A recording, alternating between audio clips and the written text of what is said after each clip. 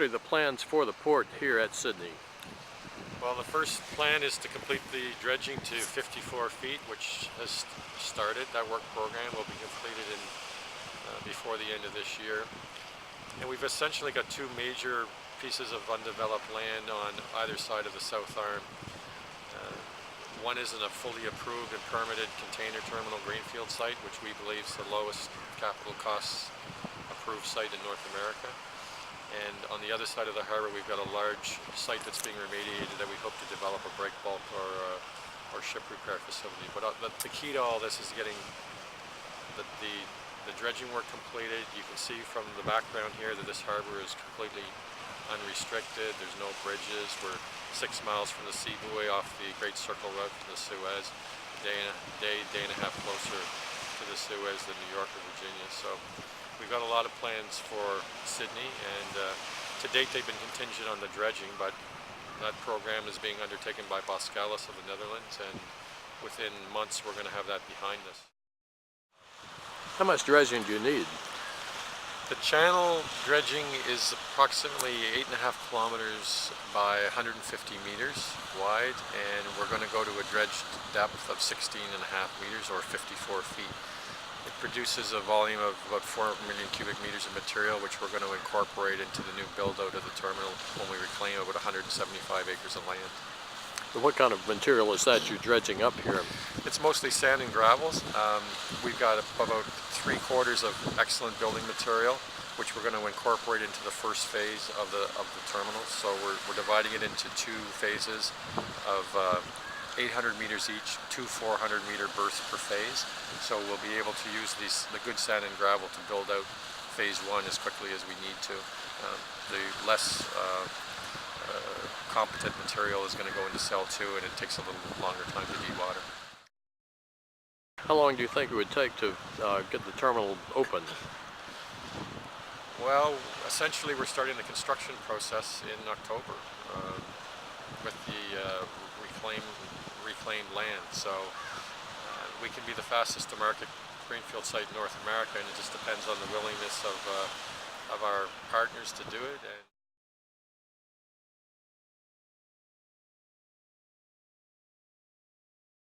through the economic downturn. So we're hopeful that as the Suez continues to move, that the trade lane continues to grow, as these large ships keep being developed, that Sydney becomes the obvious choice for carriers looking for alternatives to, Virginia and other ports along the eastern seaboard that have the kind of constraints that we don't have. And what are the main attributes of this site? Well, the site, which is immediately behind me here, is extremely well protected from the wind and waves.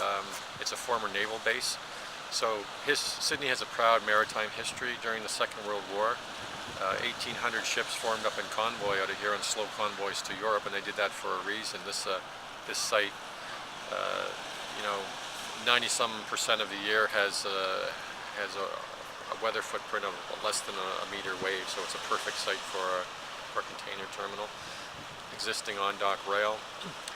It's on the outskirts of town, so we don't have any major issues related to being in the middle of an urban area, but we have the benefit of being in an urban area. There's lots of labor here.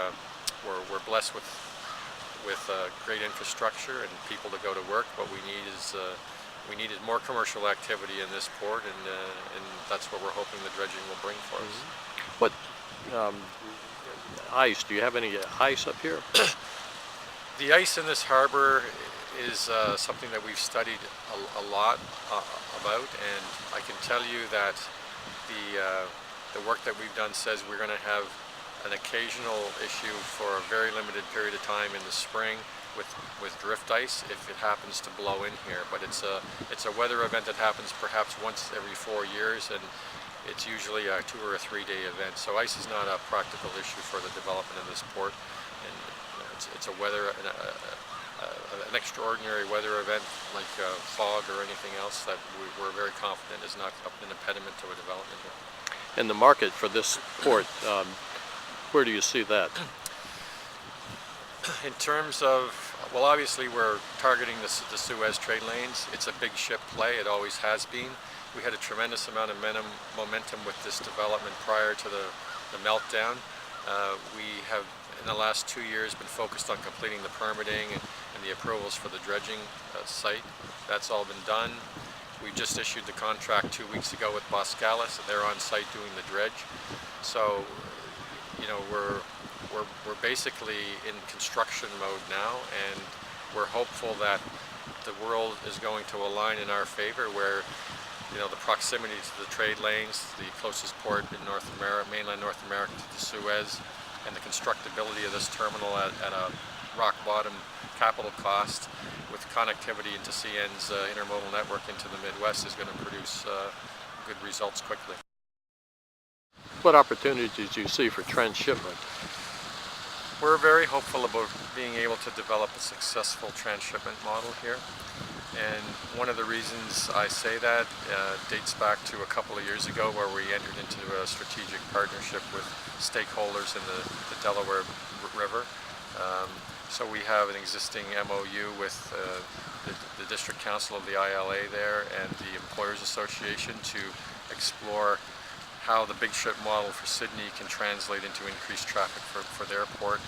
I believe they're at 40 feet right now, and even with a successful dredging program, which they hope to complete, they'll still be at 45. So, you know, they're never going to see ships above 8,000, or, you know, 8, 10, 12,000 TEU vessels. So this would be a way for us to compete effectively with New York and Virginia. And we believe that the model economically will support that kind of a business.